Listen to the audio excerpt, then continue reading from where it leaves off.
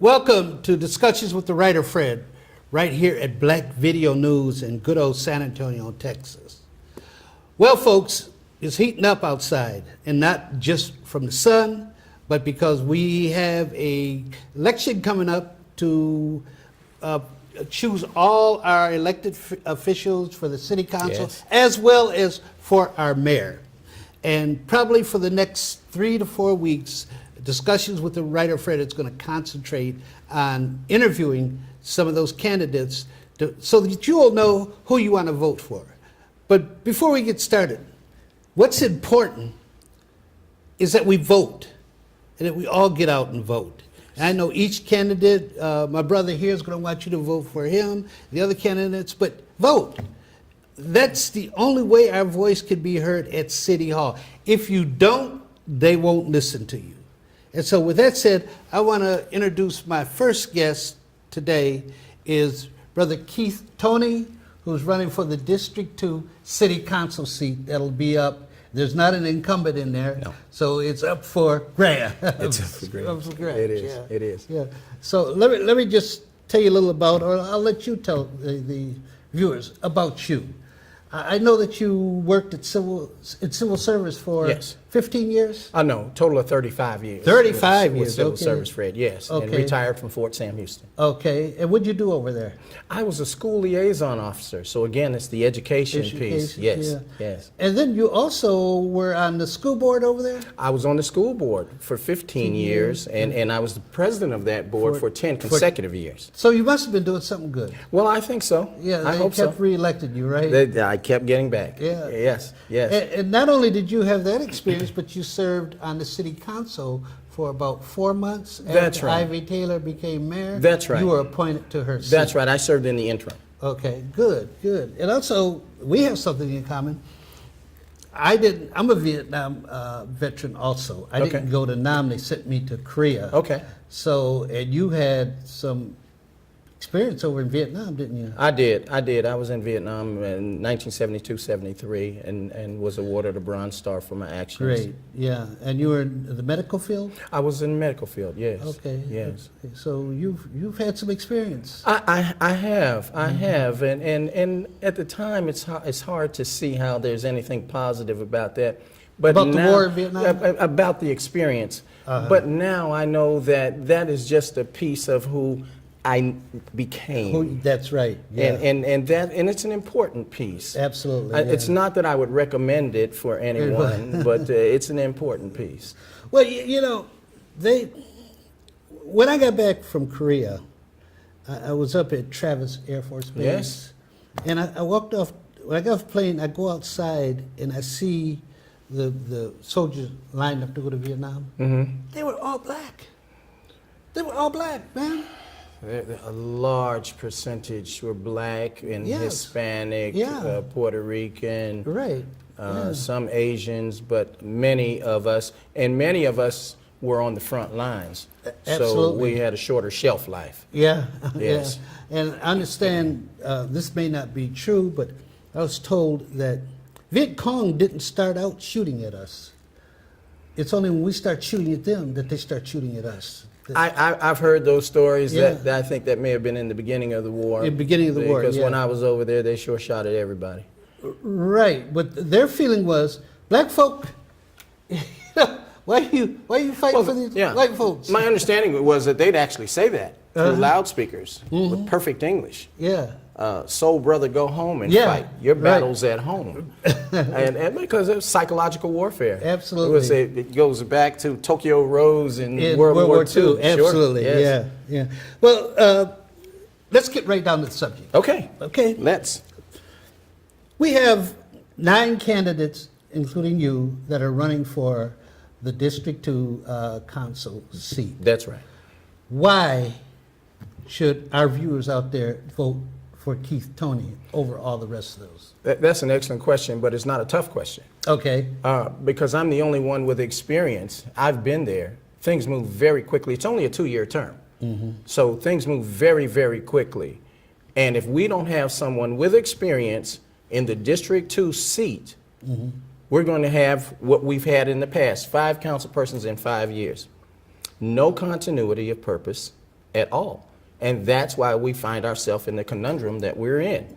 When other folks are taking $25 million to build a land bridge for a deer and skunk to cross the road at Hardburger Park, as a council person, I'm trying to get sidewalks so that my elderly folks in wheelchairs and on walkers don't fall into the street and get run over to go to the store. Right, yeah. So we need experience. Experience matters. And we need an experienced person who will hit the ground running, no learning curve, who already has an established track record, who already has a working relationship with our county rep, with Tommy Calvert, Okay. with the chief of police, with our new incoming city manager. I know Eric well. We worked together. I know all the council persons that are there. I have a working relationship. So there's no learning curve. For you. For me. Right. We're ready to hit the ground running for District 2 right now. Now, hey, you mentioned the large turnover of council folks Yes. in District. Yes. What did you say, 5? 5 in 5 years. Brings up my next point. Okay. Yeah, I don't like what Cruz did, because the residents over here elected him. They put their confidence in him to serve 2 years. Right. Now, my feeling, I may be wrong, I'm sure a lot of you folks out there may disagree with me, that he should have completed those 2 years. And then if he wanted to move on to something else, then he could have done it. Right. Because we do know that when he stepped down, it caused a little confusion. More than a little. Yeah, and More that than shouldn't have a little. happened. So, are you willing to commit to your full term if the good residents of District 2 elect you? Fred, I will commit right here and right. This is an exclusive. This is an exclusive for you. Okay. I'll commit to my full term if elected. I don't care if I hit the lotto. I don't care what happens. You'll stay there. I'm staying there because otherwise it's a breach of trust. It's a breach of trust because every vote that is cast for you says, I trust you To do the job. to do the job, and you must be there to do the job. Yeah, absolutely. So that's not too tough. Yeah, No. and you don't need someone out there who's looking for their next step Well, without finishing this step. 2 years ago, during the election, and let me preface my remarks by saying this. Mr. Shaw has a right to do what's best for him and his family. I disagree with you. But I disagree with you. In the public sector, he gave up that right when he said, I I will understand. represent you for 2 years. Yes. He gave it up. yeah, I'm trying to give him the benefit of the I know doubt you are. and say, brother, but during the election, this is the frustrating part for me. 2 years ago, I said to the electorate, he'll use this as a stepping stone. You knew that. You figured it. I figured it out. I figured it out. And Julius Caesar said, Jan Cassius has a lean and hungry look. I said, this is just a stepping stone. This is just a stepping. Right. It's no stepping stone for me. I don't aspire to any other political office. When I'm done with this, serving District 2, I'm done. I'll always do some things, but I'm done with elected office. But this was just a stepping stone. I don't want to disparage that brother. He did what he did, but I didn't like it, and it caused turmoil It did. for our community. Right, yeah. I want to comment on what you just said. You know, if you win, who knows? You might be the second black mayor. But my only point is, Please don't wish that upon me. do it at the end of your I term. have no desire to be anything other than the District 2 council person. Look at what's happening on the national level. Kamala Harris gets elected to the Senate. Those folks in California put their trust in her. She's That's running right. for president. She's running for president. Cory Booker running for president. That's right. All of them. I wonder how does the Senate carry out any business now? Everybody's on the road running for president. Well, I think that the results or lack thereof speak for themselves. Absolutely. Yes. Yes. Okay. So let's move on. What do you see as the major need for District 2? Can you name, let's name about 2 or 3 that Let's- made you need your okay, priorities. okay. And they're all related. Number one, and some people are going to say crime, not me, because crime is a symptom. Crime is a symptom of a lack of something else, lack of opportunity, lack of hope. Let's bring those in. You know what? If somebody makes a shift at a job, he or she is probably not going to go out here and do a drive-by shooting like we just had last night. They're not going to do that. So let's get some job training right here. Right here. Bring it here. We had that. The city council let it go. We had Cisco in District 2. It's gone now. Why? Do you know? Because there was no one with the political will representing us to say, stop this. And to say to the city, to council colleagues, I need you all behind me. Because sooner or later, you'll need me. That's where experience comes in. That's the game of politics. That's what it's about. And the mayor to get behind it. Just like we see happening when we want to entice companies to come in. All tax abatements start flowing. Why couldn't we do that to retain this major corporation, which was right here in District 2? It didn't happen.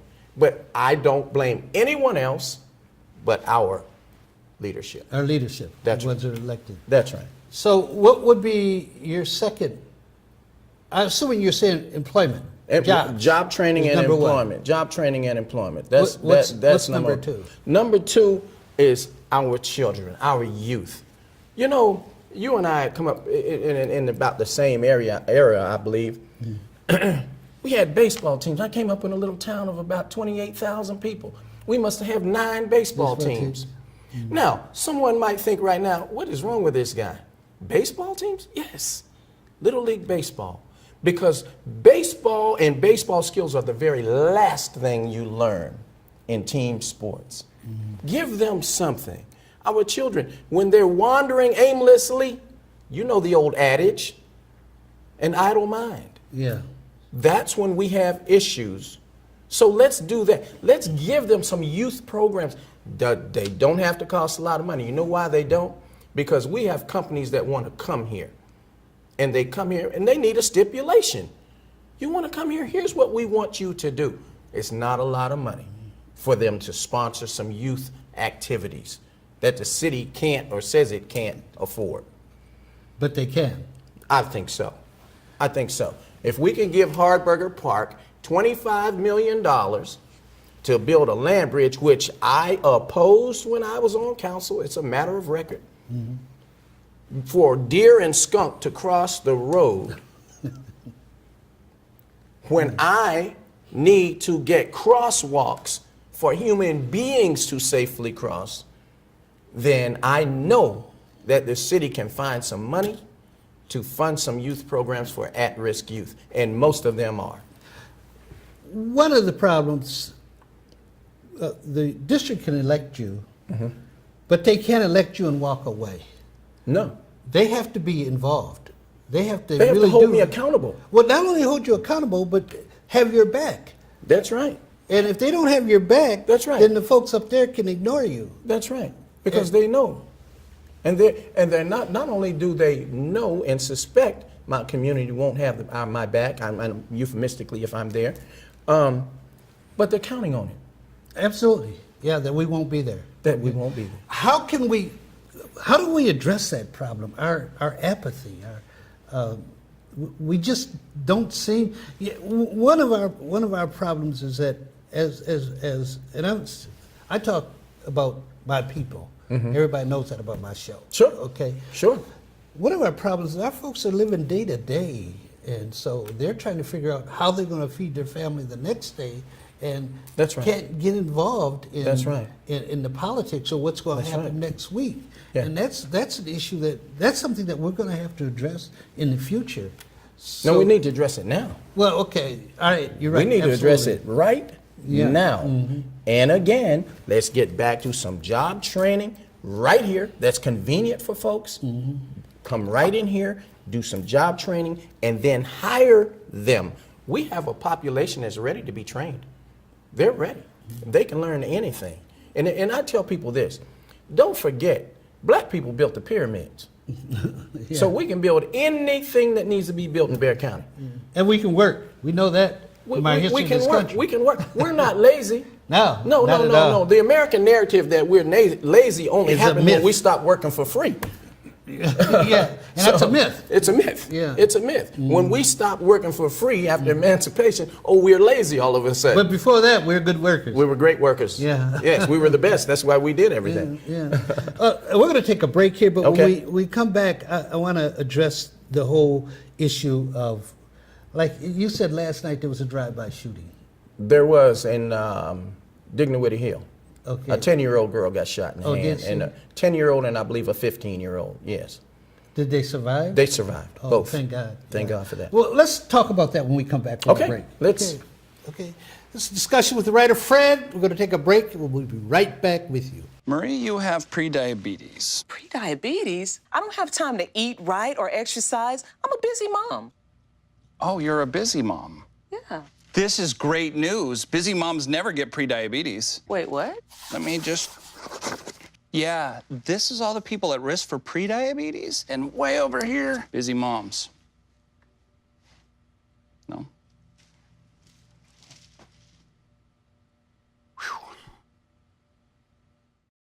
40% of food in America is never eaten. 1 in 6 seniors faces the threat of hunger, and millions more live in isolation. America, let's do lunch. Drop off a hot meal and say a quick hello. Volunteer for Meals on Wheels by donating your lunch break at americaletsdolunch.org. Do you want to retire like a champ? Just like legendary basketball star Uncle Drew? Don't do it like that, Uncle Drew! You're already acing the game. You've got your dream ride. Don't be slamming my door. Sorry about that. You just did the same. Gotta get the boys. Your dream vacation and your dream team. And now you can make your retirement just as legendary. I get buckets. Get the tips you need to get on track at aceyourretirement.org.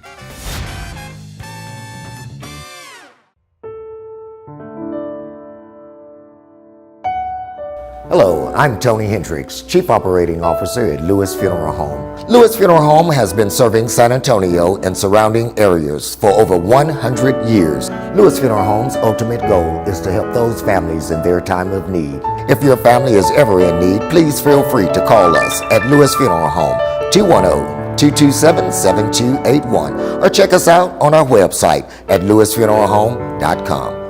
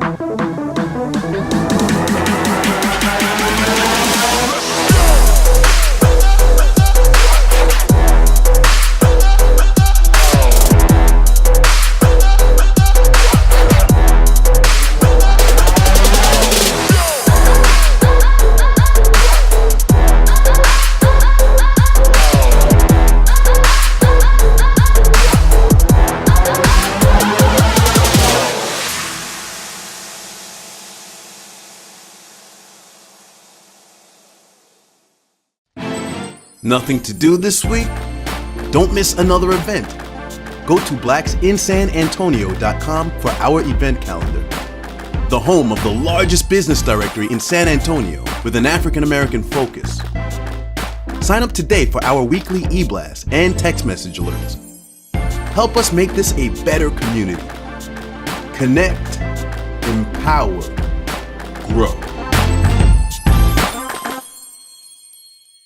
Here is Mr. Keith Toney, who's running for City Council in District 2 right here in San Antonio. As I mentioned earlier, it's getting hot in San Antonio. Yeah. It gets hot from the sun, believe me.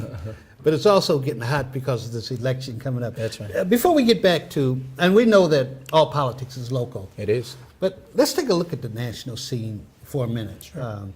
I know you declare, I think all you declare is nonpartisan. We do. But I would imagine most of you are looking more at the Democratic race, not the Republican with Trump. I can't speak for anyone else, but that's where my sentiments lie. Right. What do you think of having 12 candidates? And what do you think about Castro's chances? Oh, He's local. He's local, and I think that he's probably in the long shot category at this point. But he doesn't lose. He gains more name recognition, and he already has some, of course. So I think that he should get out there and give it a shot like he's doing. Okay. I don't want to put you on the spot. You don't have to answer this if you don't want to, because I know if and when you're elected, these folks will be coming to you when they hit Texas. But what's your assessment of the two black candidates that are in the race? And now there's a third candidate, by the way. I think Kamala Harris, Cory Booker, and I think a man out of Florida from a small city. But the two leading ones are Kamala Harris and Cory Booker. Cory Booker. What's your feeling? What's your Well, opinion on that? let me delineate.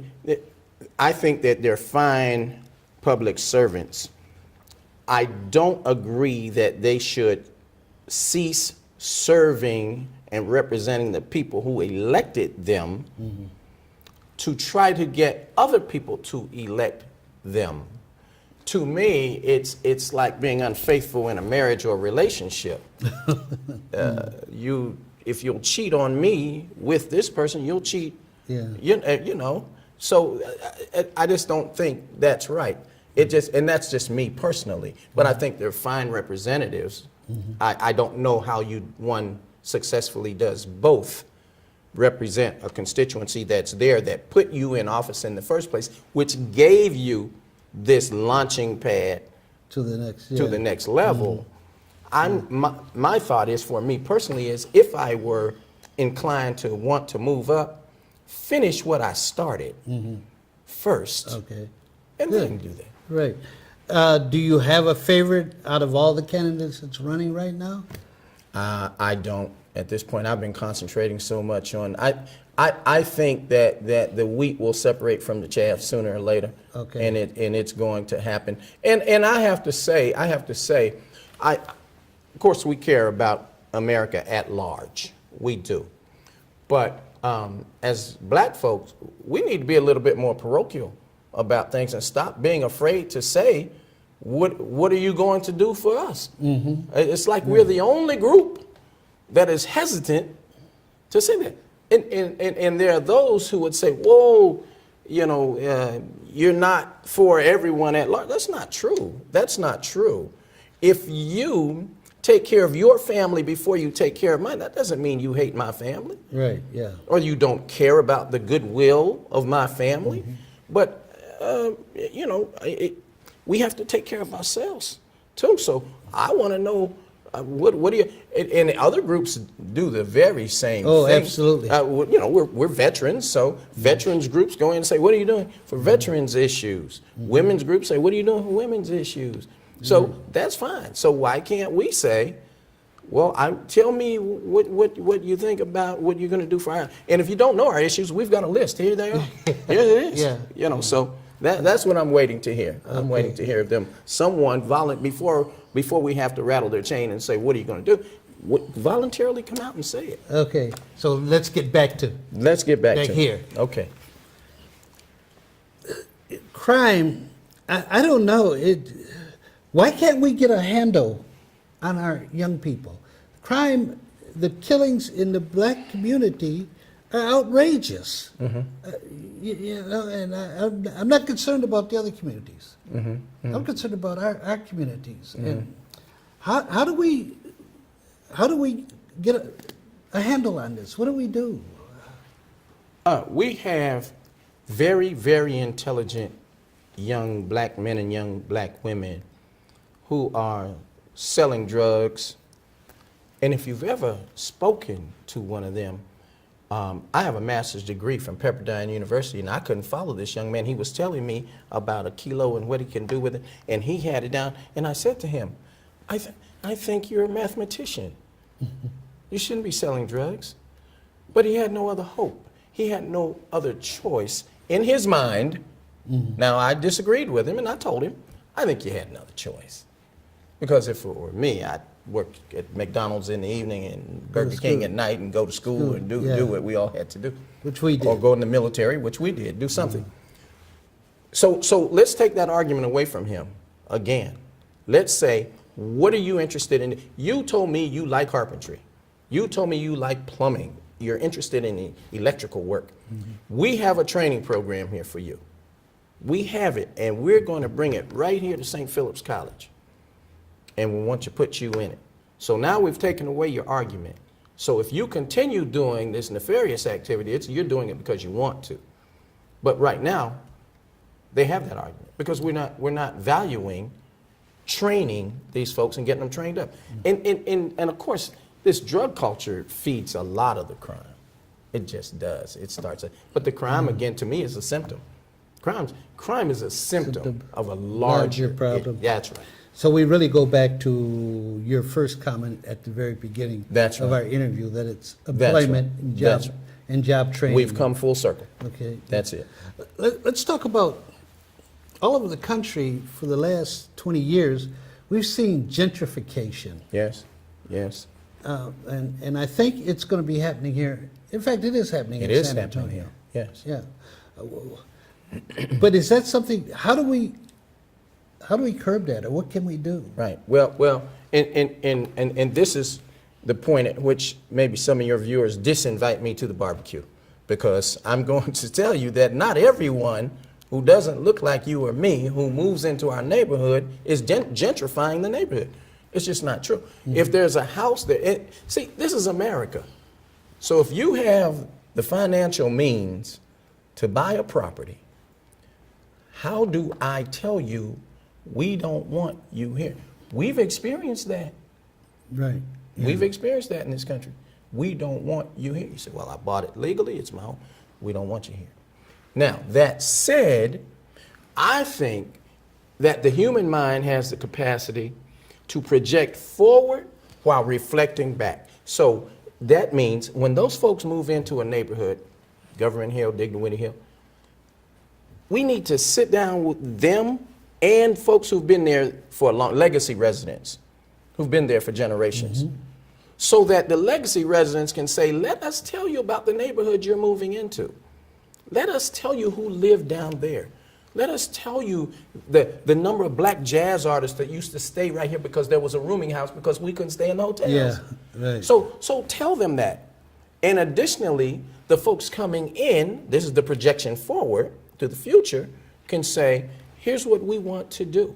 We want to rehab this house, rehab this neighborhood. We want to bring it back to its former glory. But we want you to be a part of it, legacy resident. We want you to be a part of it. And part of the problem is many of our houses over here, we have an older population, and mom and dad pass on, and the children say, I'm living in Denver now, and the siblings no one wants it. They want to just keep paying taxes on it, so they sell it. That brings me, that segues into another concern. This idea that District 2 belongs to black people. And I think this has come about because evidently there was some Hispanic lady who made the statement, well, this is becoming more Mexican-American and we're going to take that seat. And this attitude that belongs to us, that seat belongs to us. In a democracy, you can't. Even gerrymandering back a while when they're doing it in the states to try to make sure blacks had representation, the court said you can't do that. Yeah. So what's your feeling on that? What belongs to you is what you earn. And how do you earn it? You vote.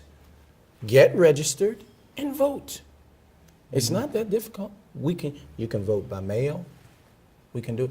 But that's we're not entitled. Now, I think I would bemoan the day that we don't have a black person on the city council of San Antonio, Texas. Because we've been here for generations, we've paid our taxes, we should be represented too. But whose fault will that be? Ours. It'll be ours. unless we're redistricted and gerrymandered in such a way. That's a different issue. That's a different issue. Yeah. But if we get out and vote, we can even counterbalance that. If we get out and vote in the numbers. And I don't want people to tell us, well, you're 6%, you're 7%, so we hang our heads and say that all is lost. All is not lost. All is not lost. I believe there are over 600,000 black people in the greater San Antonio area. Not necessarily San Antonio proper, but Cibolo, Schertz, Converse. Those are the growing areas Even for blacks. Leon Valley. Yeah. We're everywhere. So collectively, we have a large voice and we are powerful. And we just need to know it. We need to just wake up and know that we're powerful. But you have to get out and vote. You have to get out and vote. To do it. Or you have no power. Yeah. So, what do you think? I'm not asking you to choose one or the other. I wouldn't do that. What do you think about the mayor's race? It's an interesting race, and it got even more interesting with this Chick-fil-A debacle that went viral, if you will. It went national. But it's an interesting race. And again, I'm concentrating on my race, but it is interesting, and I would implore folks to look at the candidates and drill down deep when you really want to explore what they've done, what they stand for, and again, on issues that directly affect you. That directly affect you. If you have a candidate, mayoral or not, who, for instance, uses the term, if you're talking about city contracts, and this is, again, experience matters. Like I told you, Fred, experience matters. The other folks running in my race just don't think about these things because they don't have the experience. When it sounds good to say, our city has X number percentage of minority contractors. You know what? The city's what, 58% Hispanic. So when you say minority, no. Don't say minority. I want to know specifically the African American contracts. Exactly. That's when everybody's eyes get big. So that, as a council person, You brought up an interesting issue with the Chick-fil-A. I remember years ago, Ivy Taylor voted against including the LGBTQ in the NDO. Yes, and I personally was opposed to what she did because I don't think anyone should be discriminated. No. And for her to go and say, well, that's my religion, her religion should not get involved in well, you know, we have the separation of state. Right. How do you feel about that? Well, I won't relitigate her decision, her vote. But as for me, my train of thought is more like yours. I don't want anyone to feel unprotected in America.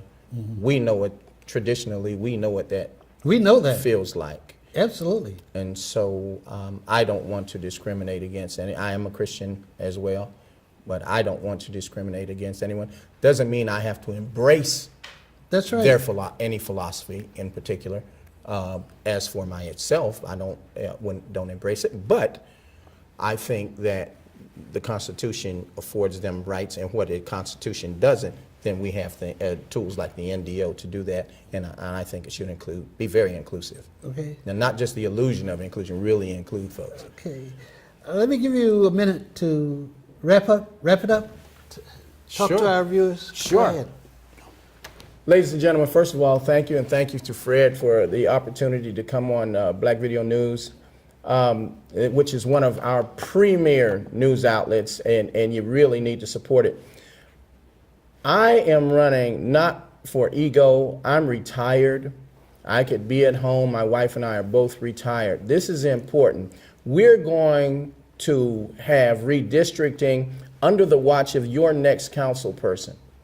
If you have someone down there at City Hall who doesn't know the ins and outs of municipal government, how to get things done immediately, yet how to work collectively with other council persons, we're going to suffer. We're going to suffer. District 2 will suffer in general, and the black population, we will suffer in particular. Our vote will be almost nullified. I'll go down there and fight that. I've had conversations at City Hall about redistricting and what will happen or what could happen when we do that and go through that process. And not so coincidentally, you need to know the redistricting will come right after the census. So be counted in that census. Take that argument away. Vote for me, you get experience, you get credibility, and you get someone with the knowledge and know-how to get things done for you. Okay, thank you. Thank you, Tony. Thank you for having me. If you want to communicate with Tony, you could reach him at Tony104@yahoo.com. That's Tony1, not the number 1, but ONE, then 04@yahoo.com. That's right. Yeah. And I want the other candidates out there to know that Discussions with Writer Fred and Black Video News is a fair broadcast. And I invite you to contact us if you want to come on the show. You could call here at Avista Products, or you could email me at fredwilliams@satx.rr.com. That's Fred Williams at satx.rr.com. We'd welcome you all to come on and make the case why the voters in District 2 should vote for you and not Mr. Toney. And Mr. Toney he's not afraid of your competition, right? No, I'm not afraid of anything. Okay. Yeah, I want to thank you for tuning in to Discussions with the Writer Fred, telling our story our way. That's right.